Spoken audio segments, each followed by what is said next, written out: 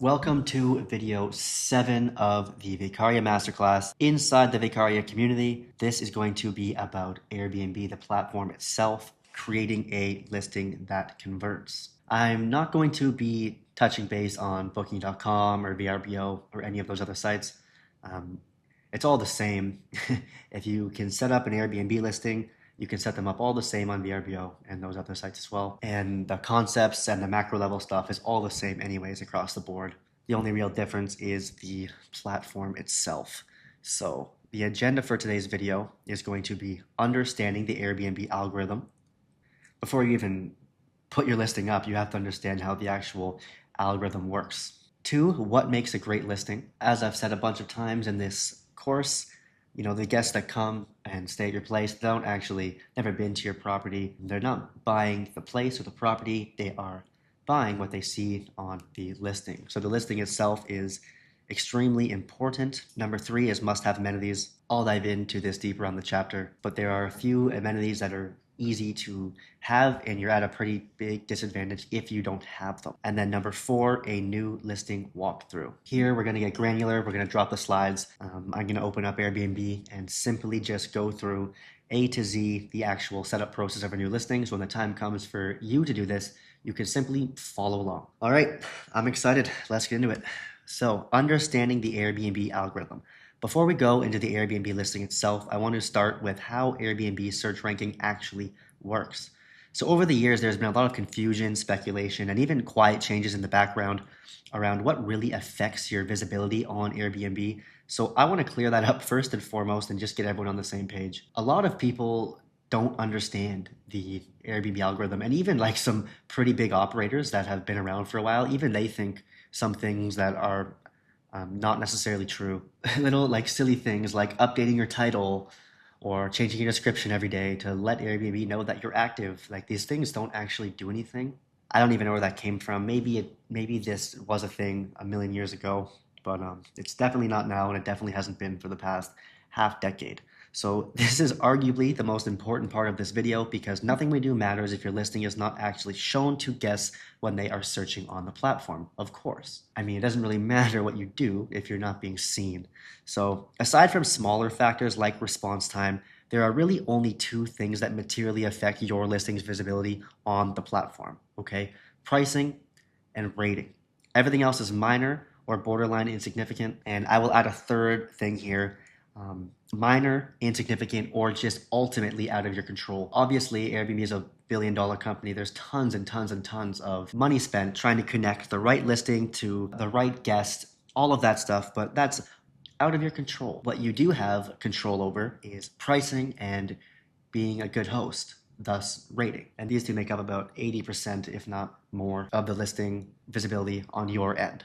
So as of today, the biggest factor that increases throughput, meaning guests actually clicking your listing, is the guest favorite badge. So Superhost matters less than ever, and account-wide metrics matter less than ever, like the overall rating on the account. Another thing that's actually just not true. Your actual account-wide rating has no impact on individual listings. It's specific to that listing. So if you have even like a 4-star, I mean, you won't have that. It's impossible. I just mean that like if you have a listing, it's not doing well, it's not going to weigh you down, your others down. That's just superstition. So the guest favorite badge leads to about 50% more impressions, meaning more people see your listing, click it, and book it by default. When I say impressions, I just mean if it shows up anywhere from page 1 to 15, that's considered an impression. You get the guest favorite badge by having a good chunk of 5-star reviews. Can't remember if it's 10 or 12 off the top of my head, but essentially you get that guest favorite, and then Airbnb will provide you with more impressions, and then of course more impressions means more first page impressions, which is causative to more bookings, obviously, right? You're just being seen more. So for now, understand you have pricing and rating, and you have the guest favorite badge, which really just means rating, right? So the Airbnb algorithm is designed to be self-cleansing.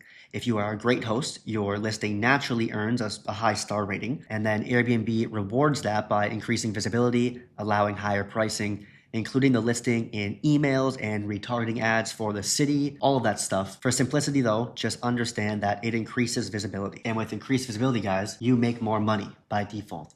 So if you are a good host, you make more money. That's what I mean by self-cleansing. And if you're a bad host, you have to lower your price to be shown more. So you will make less money. You see what I mean? With a lower rating, you are forced to pull your pricing down to compete for first page visibility against higher rated listings. That's what I just said. This is what I mean by self-cleansing. Airbnb is attempting to rank price based on reviews. Now it's hard to go on the platform and find exact examples because like I said, there's a lot of things on the traveler side, the guest side, when they click into these cities to look for potential places to stay. But think of it like this, okay? If someone has a 5-star review and they're charging $100 a night, just for a clean example. So the 5-star review, he has 45 5-star reviews. He is charging $100 a night. The listing that is at 4.7 or 4.8 will absolutely not be shown as much as the 5-star review listing if they were priced at $100 as well. Meaning essentially, if they wanted to get booked at the same level, they would have to pull their pricing back to 90 or 80 to start getting similar impressions and first page impressions. I am simplifying this a little bit, but I hope you get what I'm saying, right? So if you are a 4.7 and you're priced at 80 instead of 100, you will also be competitive on the algorithm, but at a cheaper rate. Of course, you're $20 cheaper per night, which just means that if you are a great host with great ratings, you can charge premiums. And if you are a host with poor ratings and that listing has had guests that had poor experiences, you cannot charge those premiums. That's all. And to be fair, this isn't a big issue until you drop below maybe a 4.7 rating. I can't remember the exact incremental decreases off the top of my head. You can find that though. At that point, Airbnb is effectively flagging your listing as the bottom 25% or even the bottom 10. And in some cases, it will even show that directly on the listing itself. So there's a few listings that they're like 4.6, like you're in the 4.6s or 4.5s. 4.4. They'll actually say, Airbnb will say underneath the reviews, this is one of the bottom 10% listings or whatever. So not only does it not work in your favor, Airbnb, they actually work against you. And you only really get, you get booked more last second for cheaper prices, and then cheaper prices do what? Well, they attract cheaper people, and cheaper people tend to be a bit messier, all of that stuff. So it's it's a downward spiral. When you start having poor reviews, you lose out on a ton of money. You just get crappy guests, the whole ordeal. At that point, I would actually just take the listing down, rephotograph the whole thing, and try and get it up again and figure out whatever issues I had with that listing or my hosting or yeah. Airbnb itself says that search results are influenced by quality, popularity, price, and location, with quality assessed through things like rating, reviews, responsiveness, and popularity measured by guest engagement. So saves, booking, messages, and that better quality and engagement tend to push the listing higher in search results. So saves is actually true. It's just a minuscule amount. So it's also outside of your control, which is what I said, right? Unless you can, I don't know, get 100 people to go save your brand new listing right away. You might have an incremental maybe, but technically it does have an effect. So we'll leave it there. Bookings, obviously, and then messages. I don't think they literally mean messages. I think they mean response time. At the bottom of your listing, and as a host, it'll always say response time. As long as it's under 1 hour, there's really nothing else, then you're doing good. It'll say response time under an hour, you're perfect. At the beginning, you can even automate that. If you're worried that you can't reply right away because you're in bed or something, you can just have an automated message for your first listing saying, hey, this is an automated message. I'll get back to you as soon as I wake up or something. Anything that will just automatically trigger that. At scale, of course, you have your assistants doing guest communication 24/7, so that's no issue. Also know that they use hundreds of variables on the traveler side to try to gauge what to show them. They have spent billions of dollars on this. The level of tracking that they have on the guest side to tracking and the algorithm in general, just to try and show them the perfect listing that they have the most likelihood of booking and blah, blah, blah. You have no control over that. You have control over pricing and being a good host. So that's where you want to focus majority of your time. For you, though, I just want you to fundamentally understand this. The better you host, the more money you make on Airbnb.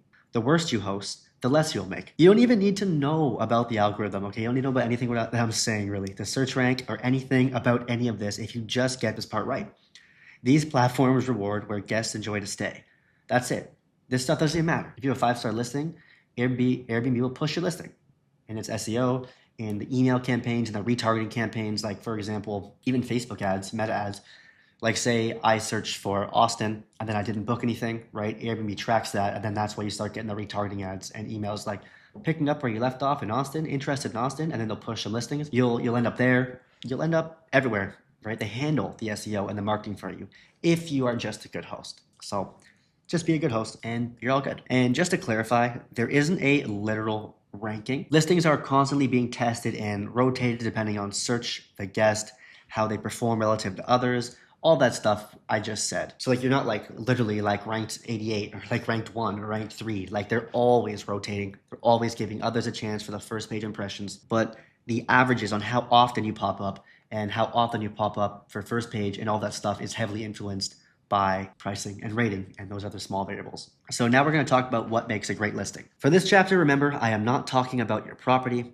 I'm exclusively talking about your actual listing online. So your goal is to provide as much information as you possibly can about the space they are considering purchasing. Use all of the available real estate in the listing to do that. So the photos, titles, descriptions, neighborhood descriptions, photo captions, everything needs to be done with the intent to show things that may not be obvious from the photos alone. Always keep this in mind. Confusion kills conversions regardless of what you're selling, okay? Confusion kills conversion. And since you are essentially selling a space, right? Like you're selling a space to stay at, your version of confusion in your sales process would be not providing enough context on where they are staying. And this is actually really big. So when you do, I'll show you this, but when you do your photos and your listing, you want to make sure that you can also just clearly understand the layout of the house. This is one that's so often missed, and we've probably all done it or seen it. Have you ever been on Airbnb or a property at all and you see photos and stuff and then you go to see it and it's not what you thought it was in your head? Like the way the layout was isn't what you thought. So an easy rule of thumb in your head is like if you can't clearly understand the layout of the house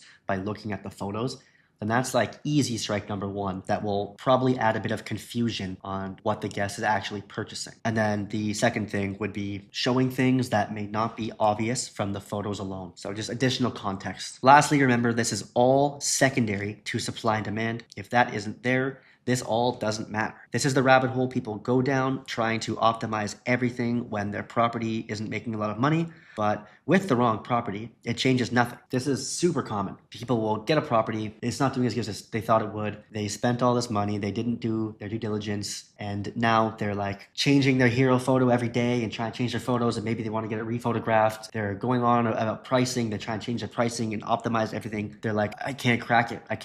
But like they're missing like the big thing. Like the big thing is that the travel demand for that house is just not really there, right? It's just not going to generate the money that you think it's going to. So all this stuff is secondary. It doesn't matter. That's why I've tried to put so much of an emphasis on this throughout this video series. Is the only thing that frigging matters is the market, okay, and the property. All this stuff is secondary. Pricing is obviously important. As long as you have the right property with professional photos that's priced accordingly, the rest is simply optimizing, okay? And in some very particular markets where Airbnb isn't huge, and for whatever reason it's in demand, you can get away with even non-professional photos because there's just not enough supplies, right? There's not enough supply there. Some small cottage areas and stuff in BC that I've seen, I can't remember the place off the top of my head. I want to tell you so you can go look. It's Okanagan Falls. The listings are terrible, but they're still making a ton of money because people want to stay and there's not enough places to stay. So supply and demand, people, we're optimizing here. So what makes a great listing? Photos. The first thing they see on the search page and where they spend about 80% of their time once they click into your listing. You should just assume that like no one is going to read your description, okay? They'll scan through it, but just assume they're not going to read it. You like every time people don't read the words and the house rules and descriptions, they don't even read it, okay? So just assume that they're only going to look at your photos for this listing. And it's actually a good mental game to think through because if you could only show photos and no words, how would you portray your house or how would you portray your property? That's how you should think about these photos. If there was no words, if you weren't allowed to put words anywhere on Airbnb, how would you portray your property? The title. So the first thing they see aside from your main photo on the search page, this is prime real estate. I'll explain why in a moment. Most people waste these words on like random buzzwords like chic oasis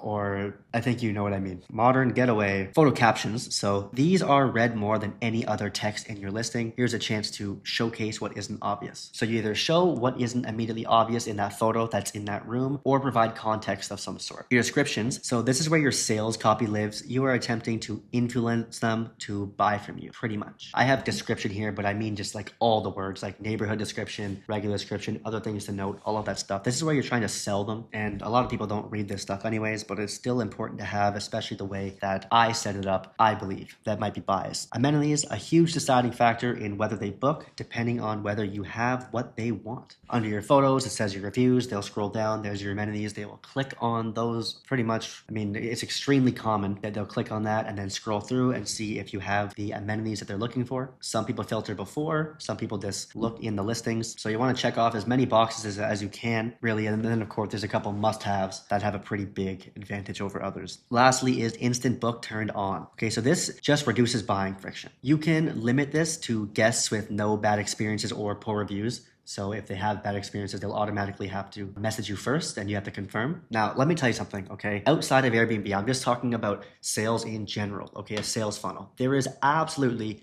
no reason to have this on. This would be considered buying friction. In sales, there is good buying friction and bad buying friction. Bad buying friction is stuff that does not qualify them more, does not make them more likely to buy. Bad friction is like slow loading screens or long application pages, or like you want to buy a product and the website loads super slow and the buy thing isn't nicely right there, maybe for a product side bit, for a product business. So for you, this contributes absolutely nothing, and it just makes it harder for them to buy from you. So listing photos. The first thing anyone sees is your hero photo. These are the Cleveland ones again. All four of these actually. These are all Kevin's.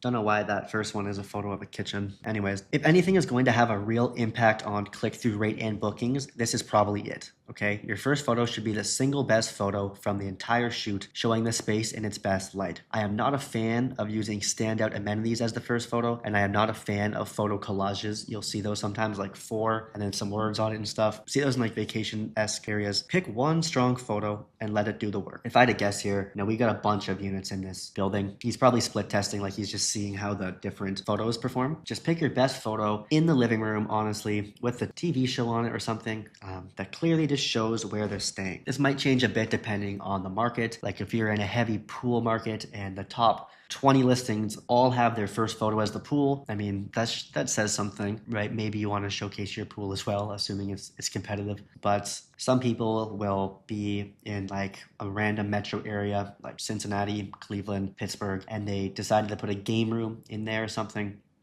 And that might be like a bonus, but that's not like no, the city is not in dying demand for a game room, right? And they put that at first because they think that's their, value add, their MVP, like their standout, but no one actually really cares. They'd just be better off showcasing the actual place itself and then having that as a bonus. If you do want my honest advice on this, if you notice the trend that we do is we paint one wall a certain color across the board, every single thing. Wallpaper or a paint like this green or that blue beneath that will just like naturally pull your eyes there. And then a contrast accent of some sort. As you see at the top, that we have the orange. And you can also split test this. It gets hard when you have like a crap load of units, but you just have 1 or 2. You can definitely use a software, online software like IntelliHost, something like that, where it tracks your click-through rate. So you could just experiment with, one photo and then another photo, and you can mess around and see if you can find one with the best click-through rates. Because click-through rates will by default, again, lead to more bookings. If they see your hero photo and just listing, title, all that, and decide to click to learn more, the next thing they see is your top 5 photos. They are not reading your descriptions or anything else yet. It is just these photos. You want to showcase as much of the house as possible here, similar to how we set Kevin's up, where every photo shows something different and useful. You'll see, go look now on Airbnb, you'll see people that have like 5 photos of the living room or 5 photos of the front of the house. And on the actual search page as well, like where there's just the squares with the photos, you can click through the first few just on that page too. So it's like they're trying to get more context on your listing. And you're like, here's my living room. Here's my living room from this angle. Here's my living room from this angle. It's like, just kind of adding friction, right? They're not getting what they're trying to get here, so they're just going to move on. Here we have the living room, we have the TV side, we have the bedroom, we have the bathroom, we have the kitchen. Like just from this alone, you can see the house. You can even almost understand the layout of the house just from this. The only time I would swap something like the bathroom photo is if I had a true standout amenity that was a competitive edge, like a rooftop patio. You saw those in the running the numbers video. The top 5 in Pittsburgh, they all had rooftop patios. So like that bathroom photo to be swapped with a rooftop patio probably makes sense. And then of course they'll see the guest favorite badge as well. They make that big and obvious on Airbnb. One of the most loved homes on Airbnb. I think he has it on all of them. That's great. For the rest of the photos, make sure you showcase the property in its best light so guests can clearly understand the layout, see the building amenities, and understand what the space offers. Remember what I said? Confusion kills conversion. Help them understand where they're booking.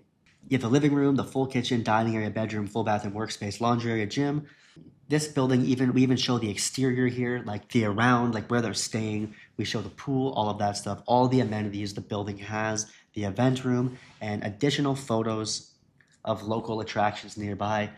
You can even add a photo of the layout, like a 2D photo of the layout. You can add photos of reviews even. Just try your best to give them a full picture of where they're staying, okay? And then just use the thought process. How would you show or take these photos if you couldn't use any words or text in your listing? As long as you think that way, I think you'll do good. Next is the listing title. So this isn't a make or break. I'm not going to pretend it is, but you should still use the available space to your advantage.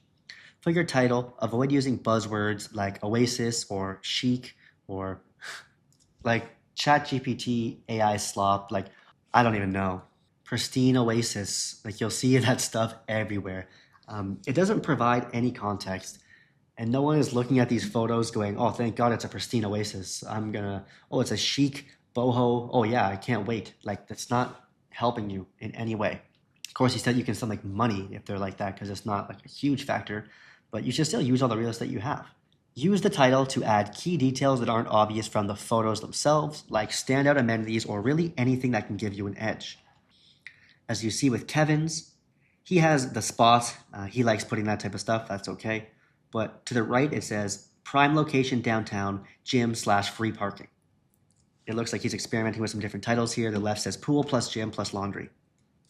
But what I'm getting at is by looking at those 5 photos, they do not know it's a prime location downtown. They do not know there's a gym. They do not know there's a free parking. And all of those actually are value adds for the right person. Someone could look at the photos and then glance over and see, free parking and gym, and that could be the thing that pulls them in, right? Or prime location downtown, that could pull them in. Even laundry, like if that was on their mind.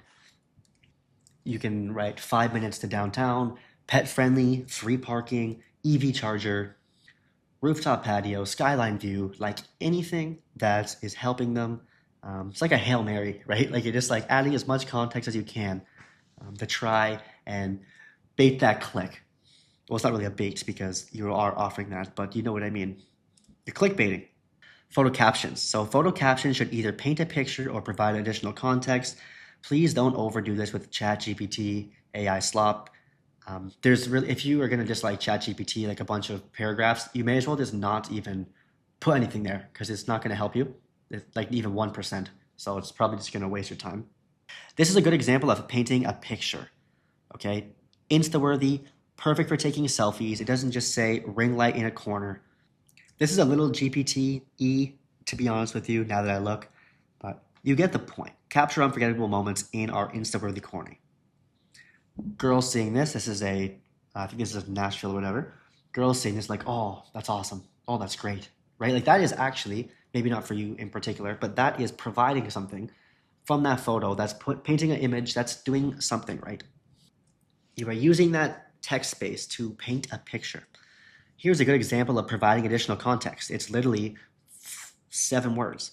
It explains that the walk-in closet also has direct access to the bathroom, which helps them understand the layout more clearly. All it says is spacious walk-in cabinet, direct access to the bathroom. Like, I'm okay with that. If you don't have anything spectacular, then don't write anything spectacular. These are just CCs underneath it, right? closed captions. Just provide them with context. This might click in their head that the photo from the outside to that bathroom is also the same bathroom now as the one in the bedroom, and they connect. Like, this is just helping them, which even without that quick caption right there, direct access to the bathroom from the walk-in closet you might miss it. Here's what not to do. Okay, you may as well leave it blank. Sorry if I'm shitting on this guy, I don't even know who it is, but our balcony offers a serene escape with sweeping views of the surrounding neighborhood and city skyline, perfect for unwinding after a busy day in the city. Not sure if we're looking at the same photo. After a busy day in the city, you can watch a guy smoke crack in that corner of the abandoned building. I guess this is what I mean by, like, it just doesn't provide any context. It's just pointless text there. Now we're going to talk about listing descriptions. So for your descriptions, the goal is to provide as much decision-making information as you can reasonably fit. 90% of hosts just ask ChatGPT to write one, and it ends up being paragraphs of nonsense that no one actually reads. If you couldn't tell, I am anti-ChatGPT for anything marketing related. What I lean toward, and what basically all marketing and advertising experts suggest for as long as advertising was around, is to make it scannable. If you look at mine here on the right, I'm clearly stating what they're getting when booking. And it gets right to it, right? Perfect for professionals or groups, 24/7 fitness center. Workspace, Wi-Fi at 475. 65-inch TV with Netflix, in-suite washer dryer. Coffee maker, AC and heating, easy downtown access. This is helpful, okay? There is scrolling. They're not reading anyways. Go look at some on Airbnb right now. It's like, come stay in our chic, humble abode where every stay tells a story, and when you step inside, you'll immerse yourself in the thoughtfully tasteful design. It's completely not helping. I also make sure to list distances in minutes to top locations and highlight the added value guests get by staying with us. And then here's that joke I just made, right? Step into an unparalleled experience of comfort, elegance, and modern living in this exquisitely curated sanctuary designed. These are real. Like, I pulled that from an Airbnb when I made this. From the moment you arrive, you'll be immersed in a harmonious blend. Like, it's everywhere. On ours, and the way that I want you to do it as well, is have the location to the right, 2 minutes to here, 5 minutes to here, for all the main attractions for families or professionals or whatever. Okay, just give them something. And then at the bottom, I've always had this, right? I have the AW code difference. Probably not a make or break, minus the no checkout chores. But back then, before I knew I was gonna, go off the deep end building Vacarya and stuff, I was trying to create a brand. But honestly, I still think it looks really clean. You could copy that too. Just add your name, the whatever difference. You're good. Another thing I always add in the other things to note section is a guest verification disclaimer. Obviously, we run background checks, and our guests do as well, our clients do as well. But even if you don't, having this disclaimer alone is a huge deterrent for people potentially looking to book for the wrong reasons or simply just bad guests. All of this is available to you to copy and paste below this video, by the way. From I wouldn't say legal standpoint, but if you do guest verification and the guest complains and you don't have this in the listing, it can be grounds for Airbnb to just cancel the booking. So if you do guest verification, you obviously want to make sure you have this, because if a guest was saying, I don't feel comfortable, blah, blah, blah, you say, well, unfortunately, I have this in my description. So, either you can do it or you can cancel without a refund, obviously. You don't want anyone to stay in your place that is too scared to just take a photo of their ID. That's kind of sus, if you ask me. And at the bottom here, it says, we reserve the right to cancel any reservation that does not meet our verification criteria. So if they pass, they have a criminal record or something, you can just cancel and then not even provide a refund, which is good. Or you can give the money back, do your thing, do whatever you want. But just having this here is going to deter the bad eggs, I found anyways, because if they're, trying to do some shenanigans, and they see this, they just assume you're serious, or they'd be held liable, blah blah blah, and they'll usually just go elsewhere, stay somewhere else. Now we're going to talk about listing amenities. Next is listing amenities. People check these to make sure you have everything they need for their stay. It's important to go through this slowly and check off everything you actually have so nothing is missed. This also ties into your property setup planning. Small things like hair dryers are often overlooked, but you'd be surprised how much they matter. You can easily lose bookings over missing basics. People expect them. The last place I stayed at, that was an Airbnb, I specifically looked for a hairdryer, like the example I just had. So check off as many boxes as you can. And the easiest way that I found to tell people how they should think about amenities is just think that you go to a really nice hotel. What do they have there for you? Because they know this stuff. Like hotels have been around for forever. They know what guests are looking for. Hair dryer, ironing board, iron, the coffee pods nicely laid out, shampoo, conditioner, cleaning products, body soap, all of that stuff, right? Many guests filter for amenities though before they even search. So you can see the amenities when you actually click into the listing, right? As I showed you, you scroll down and you can see the amenities, but you can also filter them before you even search for the location. So missing key ones can cause your listing to not show up as an option at all. More on this in the must-have amenities chapter, but this is extremely important, overlooked especially by small hosts. So now we're going to talk about Airbnb's instant book feature. There isn't much to say here, just turn it on. You know how I feel about this. If anyone has bad intentions, they're going to try regardless of whether they have to message you first. All of this friction is them saying, hey, I want to stay at your house.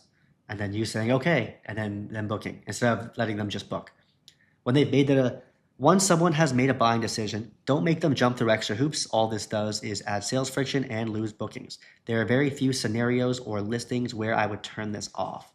I will also add that if you do have a guest that has auto booked and you don't feel comfortable with them staying for whatever reason, maybe they have the same area code, something like that, that kind of gives you a red flag, whatever reason, you're just not feeling good about it for whatever reason, you can easily just make something up, contact Airbnb support, get your VA to contact them, and just say there's like emergency maintenance or something, whatever, and they'll just cancel it scot-free. Like you won't be held accountable for it. It'll just be an admin cancellation. So just keep Instant Book on at all times, and then if you ever have something that feels a little sus to you, just call Airbnb and get them to cancel it. Just say whatever to get them to cancel it. That's the best way to increase sales, make more money, and then obviously protect your listing if you don't feel like hosting a certain individual. I only have this turned off for same day bookings, obviously. That's just to keep cleaning coordination clean.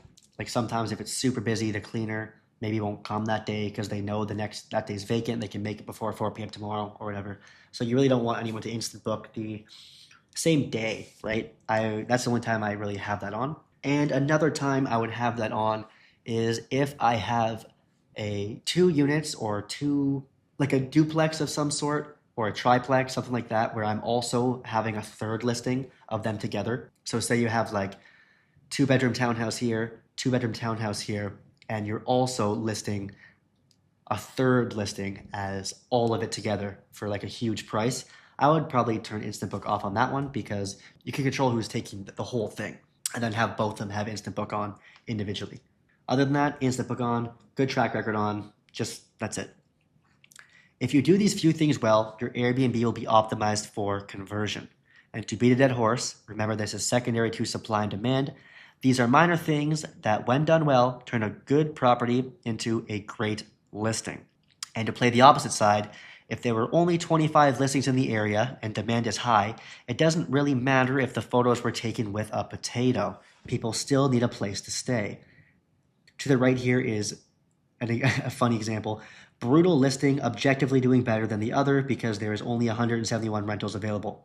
Everything I just showed you goes out of the window without enough supply. And on the contrary, this optimization becomes more important the more saturated it is. Obviously, the more competitive the market is, the more these 1%ers matter. You're in a red ocean. Over here would be a blue ocean. Here in St. John's, New Brunswick, I think this is. As you can see, the one on the left is also a guest favorite, actually even better than that one on the right there, has 200 reviews. It's still doing fantastic, and the photo is literally taken with an iPhone compared to the one on the right that is notably better. This is the whole supply thing, right? There's just not enough there, so they're all getting booked. People are willing to look past the photos because they simply need a place to stay.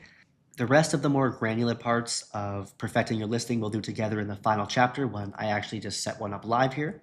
Now I want to talk about the must-have amenities. So as I said before, guests can filter for amenities before they even search. If they select something that you don't have, your listing doesn't show up, and that's all she wrote. There are a few amenities we consider must-haves because they let you use this filtering in your favor. Some are market dependent, of course. And when I say like must-have amenities, I'm not talking about basics like the Wi-Fi, the washer and dryer. Like you already know you need those.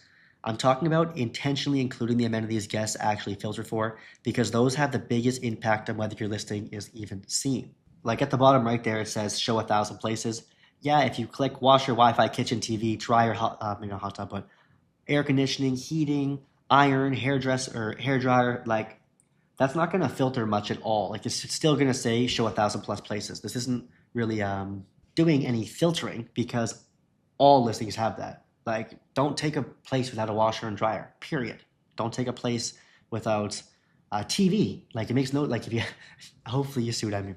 So here are the must-have amenities in my opinion, in Vacarya's opinion, that actually make a genuine difference um, in your listing visibility.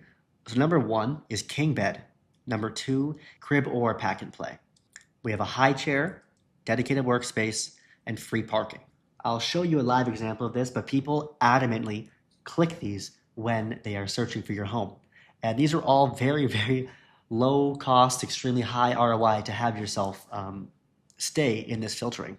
Like if anyone's traveling with a kid, they need a high chair, they need a crib, they need something, right? So I want you to think that just by not having a crib and a high chair, you're basically, and if you have a big house especially, you're basically canceling out any chance that a family can book with you, a growing family. That's pretty significant. Dedicated workspace. If you have a house, of course, but like an apartment, 1 bedroom, 2 bedroom, 3 bedroom, like if you don't have a dedicated workspace, that makes absolutely no sense because you're going to have a bunch of business travel. You are just shooting yourself in the foot. I would never stay anywhere without a dedicated workspace. So the king bed is another one. King bed has a huge filter, like many, many people filter for king bed. And then last is free parking or dedicated parking, rather. I mean, sometimes you can get away without dedicated parking if you have if you're on like a quaint street where the street is parking and it's always open or whatever. That's the same thing as dedicated parking, really.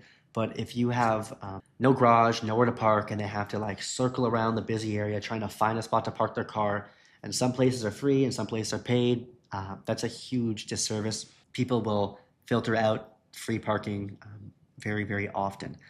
Next would be pet friendly, gym and fitness center, pool and hot tub. So the top five there, in my opinion, are literal must-haves. Like that's it. There's no debate on those.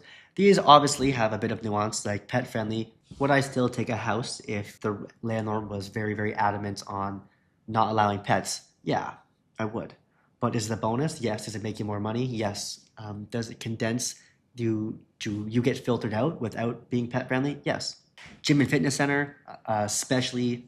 Well, I'm referring to apartments here. For a big house, you could do like a little gym spot in the garage or something. I don't really think that's a make or break in a house. If you have the room or you're in a place, you're in a market where everyone has gyms, maybe. But I'm referring to apartment buildings. They will 100% like 1 bedroom, 2 bedroom, business travelers and stuff will filter for the gym fitness center. Definitely. Third is pool or hot tub, and I have it in brackets here, market dependent. If everyone has a hot tub, everyone has a pool that's making a lot of money in Airbnb, you're shooting yourself in the foot really badly, like shooting yourself in the head, actually, not having one as well. But that comes down to paying attention to the comparables. This obviously is not a big deal in certain metropolitan areas, but it's something to consider for you. Let's now look at this on Airbnb so you can see the impact firsthand. I guess I'll go ahead and use Pittsburgh as well since I've been talking about it since the start of this video series. This is conveniently the exact thing I was saying not to do, or this, not the point here, that just happened to pop up. So right now I have Pittsburgh for 10 guests, so we're only looking at bigger houses from March 1 to 3, so 2 nights. Right now it's January 30th. I might actually take this a bit further out so there's more listings available. Okay, there's less listings available on April. Guess I'll go back to March. Okay. Maybe we'll go really far out to like August. I'll make the dates a bit longer since the calendars are probably have longer minimum stays. 258. Okay, good enough for these two stupid slide or collages. So click filter here. Scroll down. We don't care about these because obviously you're going to have air conditioning, Wi-Fi. Let's just filter for the ones that I was talking about. Okay. At the bottom, it says 258. If I just click king size bed, like I can't make this up. Like for 248, okay, I click king size bed, it's 121. These are 5-bedroom plus houses. I have plus 10 guests as you staying as the traveler. So I don't even know why anyone would have a house of that size and not spend the extra $100 on the king size bed, because this is getting filtered. So just by having this king size bed, this traveler you have cut out your competition by over half. If I unselected that, I'm going to select crib now. 125. Like cribs are $100.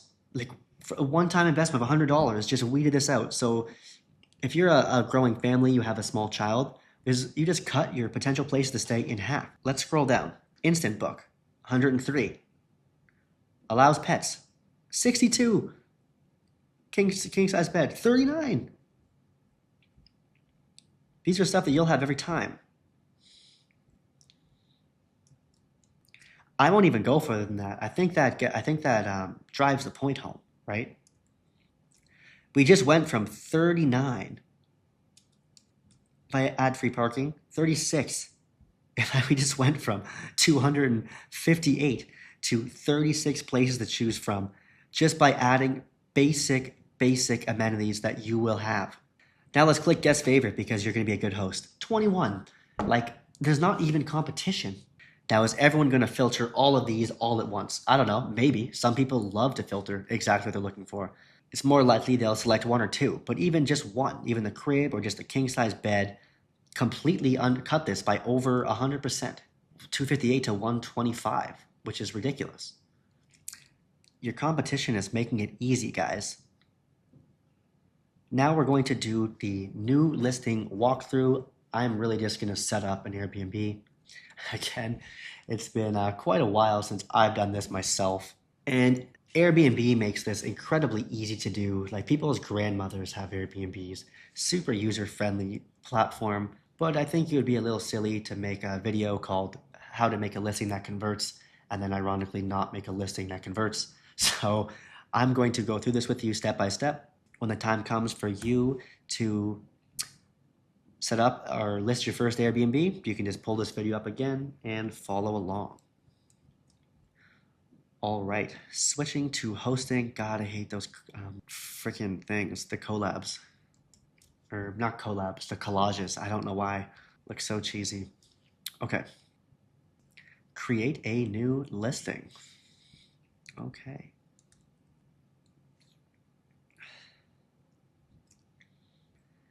Entire place. 828 Wyndham Street. That's correct. Guess this place fits 9 guests. It has 4 bedrooms, 3 bathrooms, and then the pull-out couch, the couch itself, we have for that 9th guest. Make your place stand out. Sure. You'll go through all this stuff after. Just click whatever. Do I have any standout amenities? Outdoor dining area. Also, guys, be careful on put as many amenities as you can, but do not put something that you don't have because the Airbnb policies are really stringent on this. Like, if you have an amenity listed and it's not there, and it can be a stupid one, really ridiculous one.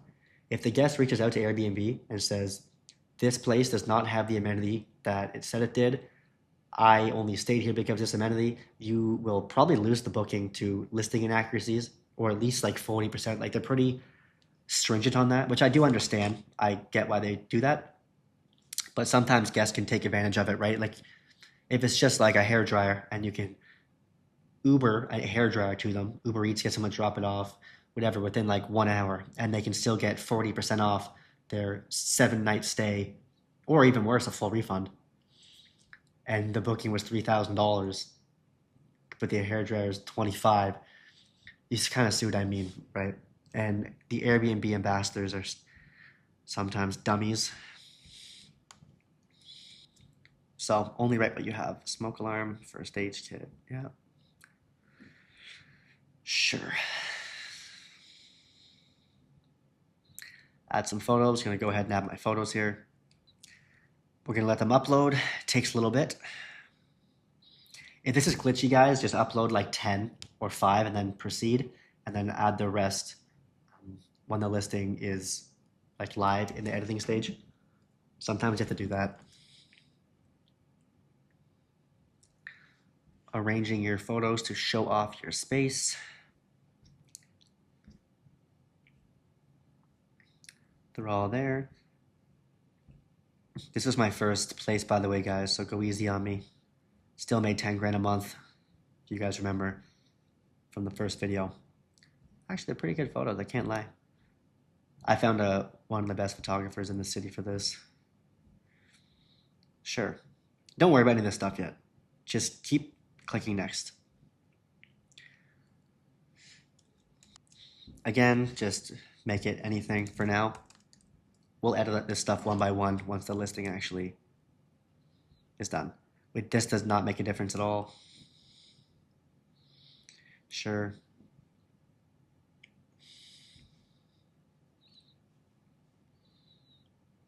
Sure. We use dynamic pricing. None of this stuff is relevant whatsoever. You'll learn about that in the next video. New listing promotion, yes. Ooh, sneaky, they added this in. Okay, take that off. This used to not be a thing. Get rid of that. Always keep the new listing promotion on. This 20% off is actually a really big boost in SEO. So like you have your pricing and your ratings, like I told you before, but this 20% off new listing promotion actually does help quite a bit. And if you do this, you just definitely do this. You'll get your first 5-star reviews right away. 1, 2, 3, push them pretty hard, and then you'll be good. You can keep that as is for now. Yes. One camera at the front door for. You can change this after as well. Guest protection. Sure. Noise monitor present if you have it. No weapons on the property, obviously. At least I hope not. Publish. So just fly through that part.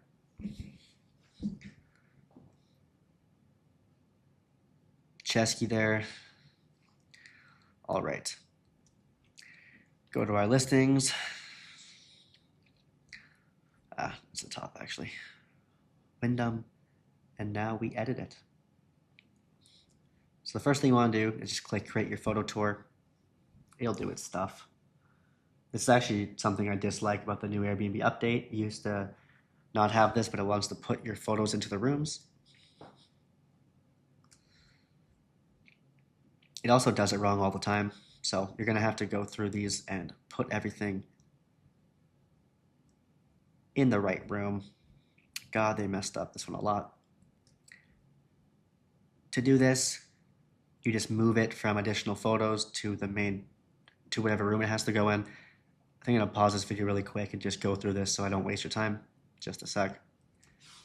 Okay, took way too long, but we're done. Everything's sorted in the right room. I really don't know why Airbnb added that feature. It like automatically pushes everything into the room it thinks it's in, but it's always wrong. Anywho, now we want to go down the rooms, photo by photo, and look at the amenities. So nothing here. Amenities, air conditioning, heating, TV. That's good. Full kitchen, amenities, baking sheets, yes. Blender, don't have a bread maker actually, get rid of that. So that's the tedious part, right? You're just going through all the amenities. in the rooms. I'll show you why you want to do it this way in a second. This is a king. Perfect. Sleeping arrangement. This is a queen.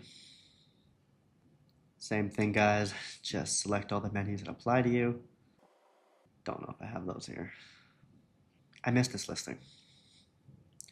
Oops, not a double. We have 2 queens here.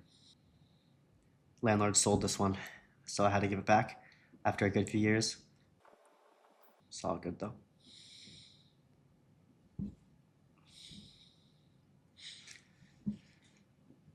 Almost done, guys.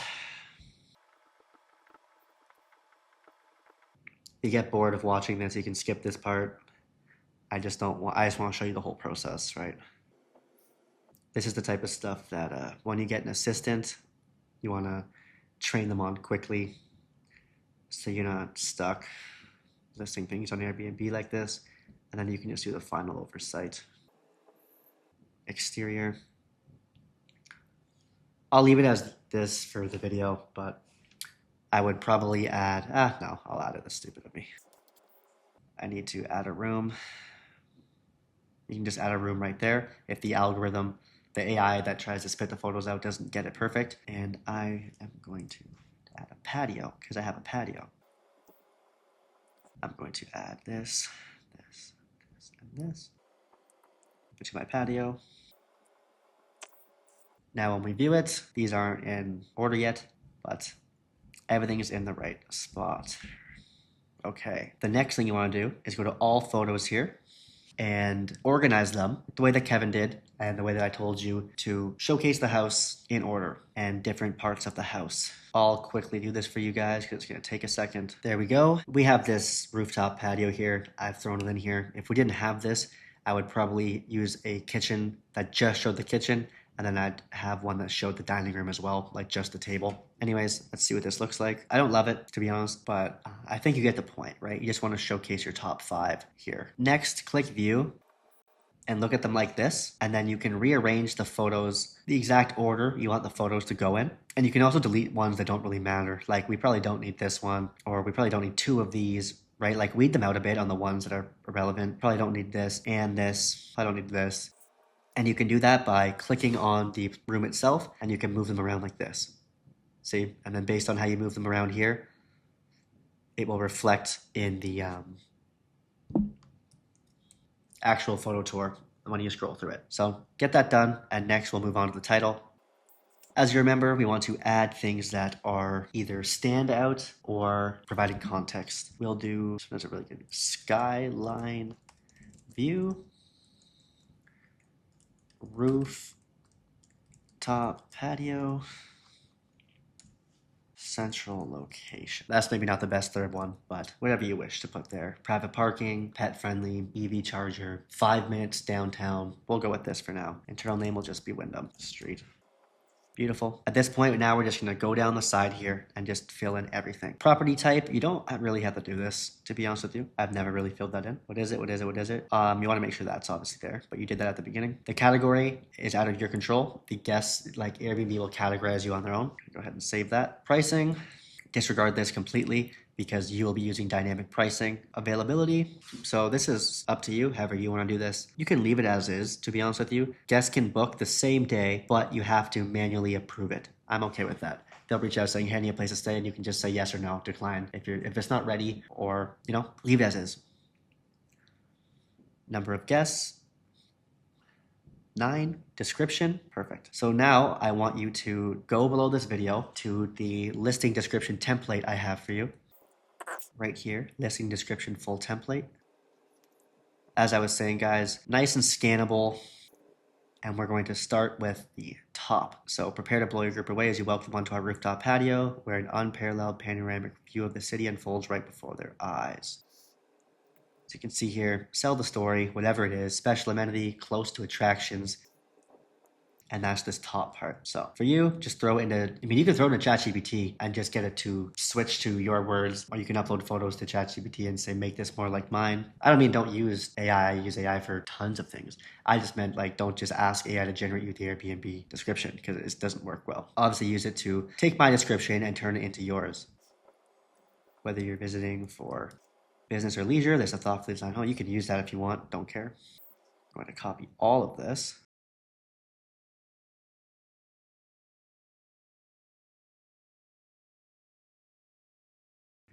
King size bed, 3 full bathrooms, dedicated workspace, 2 minutes to here, 5 minutes to there. You guys can do that. You can keep something small here, or you can get rid of it. It's up to you. Book your stay now. Just if you have a slogan or whatever, you can put it there. And then at the bottom, I have, in case your preferred dates are taken, please check our profiles. We have multiple similar listings in the city. You obviously don't need that. We can write, book your stay today. And what did I have there? Experience the magic of the Steel City. I don't know. Sure. I'll roll with it. Guest access. Just come back here, scroll down. More scannable stuff. Perfect. Interaction with guests. This is what I've always said. Feel free to reach out through the Airbnb message platform. Other details to note. Guest verification and our pet fee. If you do pets, I talk about pet fees and additional revenue streams, extra streams of revenue from upsells in the second module. So if you have level 2, you have access to that. Let's take a look, guys. It's coming to life. Looks just the way I want it. Amenities. Now here's where you want to go through everything and make sure that you check everything off. Make sure you don't miss little things like a dryer, right?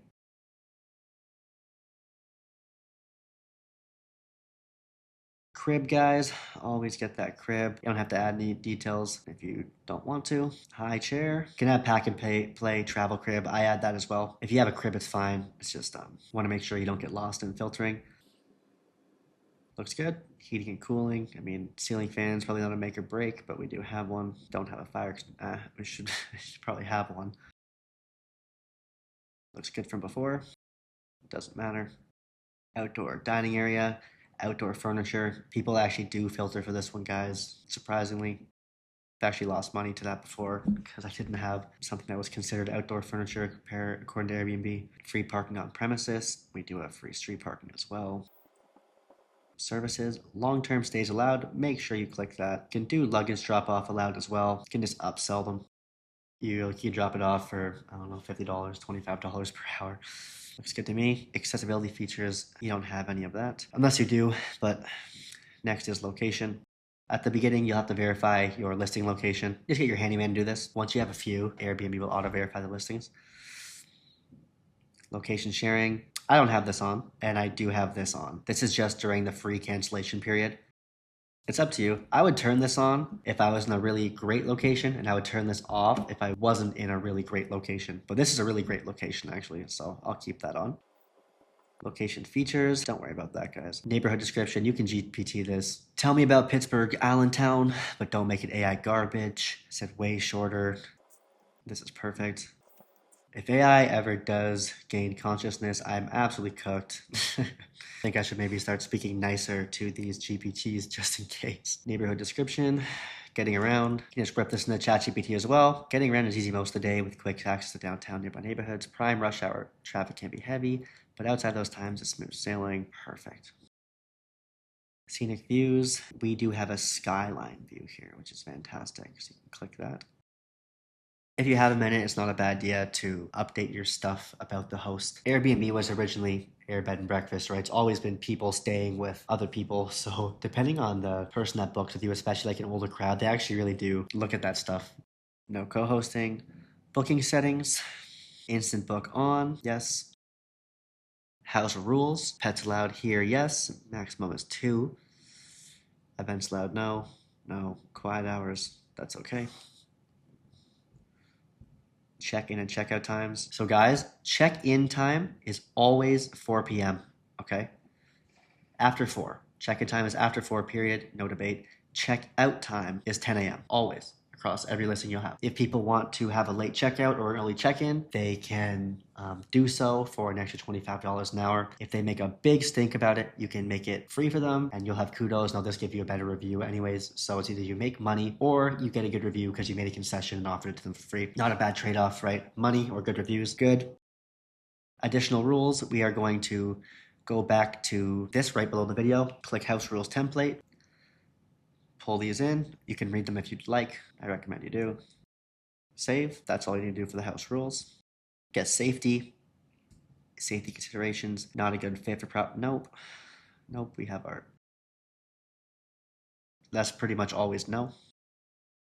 All good. Property info, guests must climb stairs. Yes, if you have stairs, click yes on that. Another thing that like Airbnb ambassadors, like I said, can sometimes be dummies if someone complains that there's steep stairs or something. You don't have this clicked. Depending on if they speak to the right Airbnb agent or not, they could have grounds for a refund, which is super annoying. So potential noise during stays, I generally have that as yes. This is just to protect yourself from Airbnb support. Like if they reach out and say it was too loud, you can say, well, we actually have it selected that there was potential noise during your stay, right? This is just like covering your bases kind of thing. Pets live in property, no. Good. Cancellation policy. Depending on the markets, some markets in some areas of the world have, the majority of the listings will have a certain cancellation policy. Airbnb is trying to push towards friendlier policies because at the end of the day, the guests are what makes Airbnb money, right? So they're, as of recently, the past year or so, they're leaning more towards more flexible cancellation policies or free cancellation. I'm going to go ahead and tell you guys to put firm if you want to see what that actually is. Full refund at least 30 days before check-in. Partial refund 7 to 30 days before check-in. That's what we want. We do not want people holding our calendars or booking premium rates and then just being able to cancel scot-free and then your calendar opens back up again. But this time it's much cheaper because they held those dates during those premium when you still had a lot of lead time, so the prices were expensive. I can't think of any reason to go lower than firm ever. This is a business. You want to treat it as such. On the guest side, they have a choice to buy traveler's insurance that will automatically give them a refund if anything happens, or they have to change their plans from Airbnb. This is not a hotel. This is a business. And if they book your calendar, then they go past this date, that's it, they're paying. That's all on that custom link. So here, it's just a custom link to automatically take people to your site or to this listing. I've always did like my thing, my company name, right? The city it's in, and then the unit I have. That's just a random Aiden thing. You can put whatever you want, right? We could put Skyline, like anything, but we'll do WCOPGH 5. So this is all good here, guys. If we click view, perfect. All looks good. 1 king bed, 1 queen bed, 2 queen beds, all looks good. Good to go. Now we have the arrival guide. As so, you're going to have to give directions to the property. Obviously, just provide directions to the property. Check-in method. So we will be using a smart lock. We will be connecting your smart lock to your channel manager, which we will do next video. I won't do it with you, but that's what you want to do. We're going to continue without connecting here. Personally, I don't think you have to put anything here. You could put maybe all information will be provided to you the day of at 10 a.m., something like that.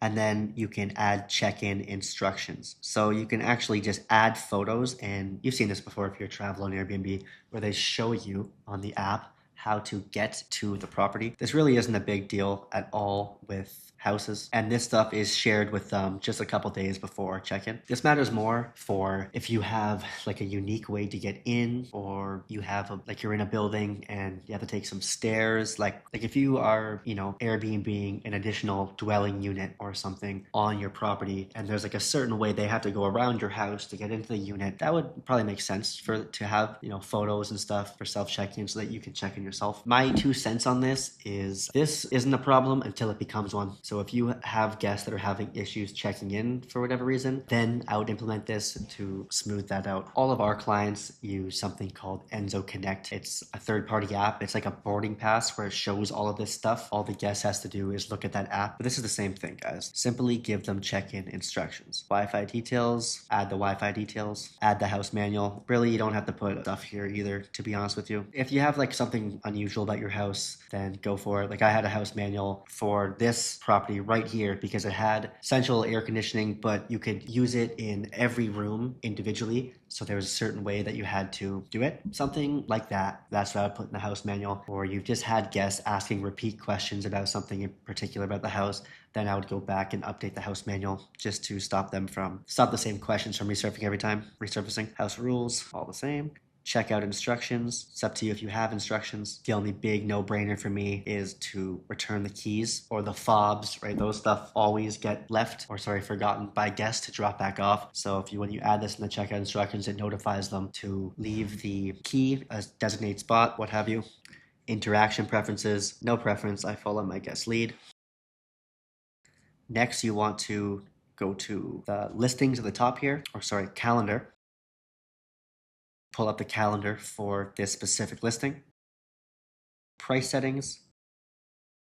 Down to fees here and add a cleaning fee and a short stay cleaning fee. If you're unsure what your cleaning fee is, a good general rule of thumb is your main cleaning fee, so 3 days onwards, should be 1.4 to 1.5 times the actual cost of clean. And for short stay cleaning fees, 1 to 2 nights, it should be the same cost as the clean. So this ends up covering the cost of supplies, inventory for cleaning, all that stuff baked right into the cleaning fee. This costed me, I think, $120 to clean. Okay, well, I haven't done anything yet. This costed me $120 to clean. I think I have this $150. So not exactly 1.4, 1.5. This is just what I had it as way back when, $120. So I make $30 every time someone stays here. Airbnb is doing some changes to the cleaning fee. So by the time you watch this video, this might be slightly different by now. They're baking the cleaning fee into the total price. But I imagine at the time you're watching this, you'll still be here punching this stuff in. So don't worry about that. Pet fee, we want to leave this as 0. Always leave this as 0 and then request the pet fee yourself in the messages. This is so you have room for how much you can charge. If one pet stays for 1 day compared to 2 pets stay for 5 days, if you see in the listing description template I have here at the bottom, we have this, right? So $25 per night flat rate 1 to 4, $200 flat rate for 5 onwards, 30 nights, $300. So you can just request that from them manually through the messaging app instead of placing it here. I strongly recommend that. I have no extra guest fee. I suggest you don't either. This means that there's an incremental fee every time they add a guest. That has nothing to do with the demand of the building of the property. So we're going to go ahead and leave that as 0. That's going to end up losing you money overall, I promise. Leave it as is. Perfect. Everything is good on that listing. We'll do a final check. All looks good to me. And now you are ready to add this to your channel manager and set up your pricing. And that's it. You are good to go. As you can see, that was pretty straightforward. You probably didn't even need to watch this. You could just go through the motions. But that's how you do it. We've done this millions of times now. It never changes. Just go through everything on the left, make sure everything's filled in. It's really all there is to it. At the end of the video now, we are going to chalk this up with a quick summary. So the algorithm is driven by pricing and rating. Don't pay attention to anything else. The rest of it are either very, very, very minuscule 1%ers or completely outside of your control because it's on the travel side of the search. Number 2, nail your hero photo and top tab photos. Those are the most important. Remember, no one really reads your description. Imagine that you could not have any words across your listing and all you could do is try to depict where they'll be staying from the photos themselves. Nail your hero photo, top tab photos. If you want to get really nitty gritty, use IntelliHost or something like that that will show you the click-through rates so you can split test and try and experiment with different hero photos to see if anything is increasing your throughput. Not a mandatory though. Number 3, make sure you have the important amenities. I already told you the obvious ones, of course. You need your washer, your dryer, your essentials, but do not discredit the importance of the king bed, the crib, all of that stuff. You saw firsthand how much that filter cut the available listings. Instant book on. And lastly, number 4, ensure nothing in the listing setup is missed. I miss stuff all the time, so definitely do a quick double check to make sure that something isn't missed, especially the amenities. Kind of a silly one, but sometimes if you click through those pluses really fast because you're just trying to get through it, they kind of glitch out and it'll say it's on then off, and you really don't want to have essential amenities accidentally turned off because you didn't double check going through the amenities. Make sure you have long-term stays on, and that's it. And again, if you want help with this, host vacarya.com/book. We will do everything from the first video to this video. We will do this on your behalf as well, and then we will just hand you the listing, that is set up 100% optimized, ready to go, meaning you can shortcut all of the work that I've been talking about since the very beginning within the next 30 days, and you can have an Airbnb, a profitable one. Testimonial.io/Vacarya. If you have any honest feedback and want to share your experience, the link is right here and also below the video. Hopefully that was valuable to you. And next up is property management tools. This is property management as a whole, actually, and pricing strategy will be discussed next as well. I will see you there.